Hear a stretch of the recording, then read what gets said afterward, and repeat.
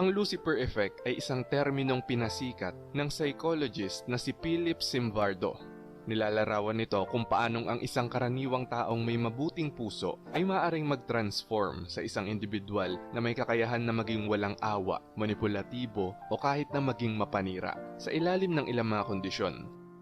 Bagamat ang mga taong introvert ay madalas na nakikita bilang reserved, introspective at sobrang empathetic, hindi sila immune sa Lucifer Effect. Sa katunayan, kapag ang isang introvert ay nagpalit mula sa pagiging mabait at pasensyoso tungo sa pagiging cold, walang awa o kahit mapaghiganti, maaari itong maging mas nakakagulat dahil walang sino man ang nag-expect nito. Ngunit bakit nga ba ito nangyayari? Anong mga pangyayari ang nagtutulak sa mga mabubuting introvert sa kanilang limitasyon? Tuklasin natin kung paano at bakit ang mga taong introvert na kadalasang nami-misunderstood ngunit malalim ang moral ay maaaring maging sarili nilang pinakamasamang bangungot. Narito ang mga dahilan kung paano nahuhulog sa kadiliman ang isang mabuting introvert.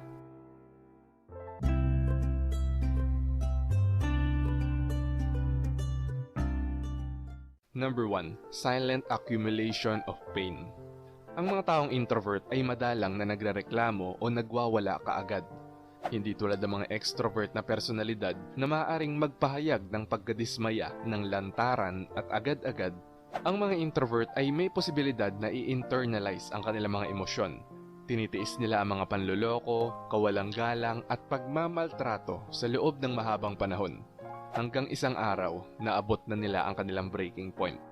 Ito ay dahil pinipigilan nila ang mga emosyon sa paniniwalang kakayanin nila ang sakit na mag-isa.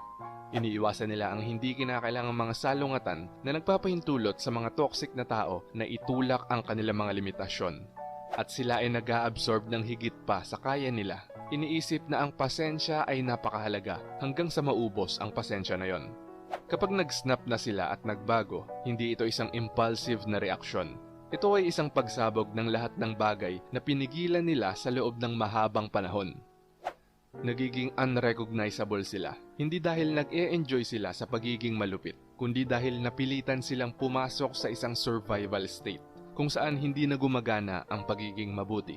Halimbawa, ang isang mabait na introvert na tao na pinahihintulutan na samantalahin sa trabaho sa loob ng maraming taon, pinagagawa ng karagdagang mga gawain, nagko-cover sa ibang mga katrabaho at nananatiling tahimik kapag hindi napapansin, isang araw ay magbabago na lang sila at magsisimulang kumilos na walang pakialam sa iba.